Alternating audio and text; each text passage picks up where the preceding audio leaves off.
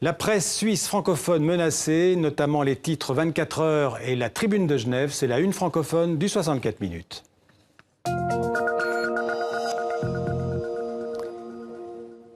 Et pour évoquer ces menaces sur la presse en Suisse francophone, avec nous en duplex de Genève, Christian Campiche, bonsoir. Alors, d'abord un mot, vous êtes le président d'Impressum, c'est une association, un syndicat en fait qui représente les journalistes suisses et pas seulement francophones.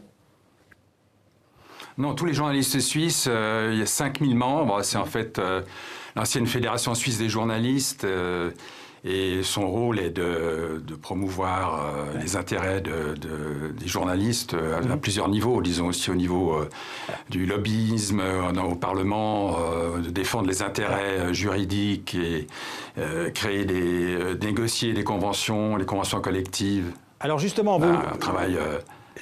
La presse suisse francophone serait particulièrement menacée en ce moment, plus que la presse germanophone, alémanique, comme on dit en Suisse? Totalement. Donc nous sommes dans une situation... j'aime pas exagérer dans les termes, mais je crois qu'elle est quasiment tragique.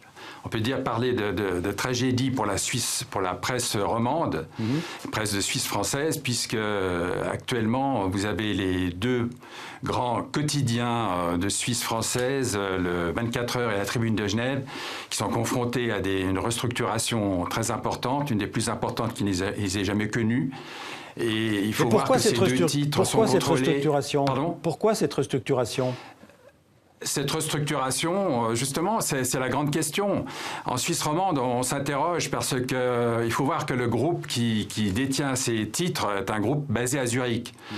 Et un autre groupe qui est aussi un des plus importants de Suisse, qui s'appelle le groupe Ringier, lui contrôle 2-3 grands magazines aussi de Suisse romande. Donc actuellement, toute la presse, quasiment toute la presse de Suisse romande est en main zurichoise.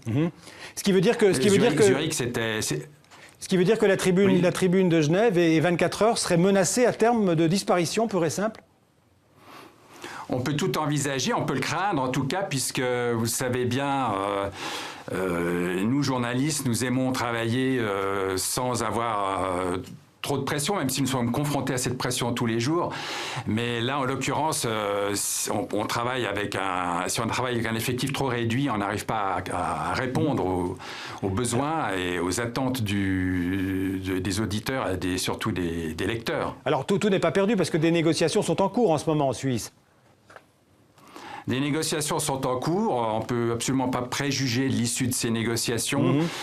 Par contre, elles seront très difficiles, elles seront très ardues, et le moindre départ, actuellement notre organisation professionnelle se bat pour licenciement zéro, c'est-à-dire aucun, alors qu'il y a une trentaine de licenciements de prévus.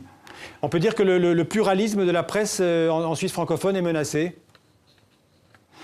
Je pense absolument, le pluralisme est en danger, d'autant plus qu'il y a une deuxième polémique qui se superpose à celle-ci. Elle touche la presse audiovisuelle, puisque la société de radiodiffusion qui gère la radio-télévision suisse, elle-même est sous la pression de certains milieux politiques aussi de Suisse allemande. Merci beaucoup pour ces précisions sur l'état de la presse francophone en Suisse romande. Merci Christian Campiche.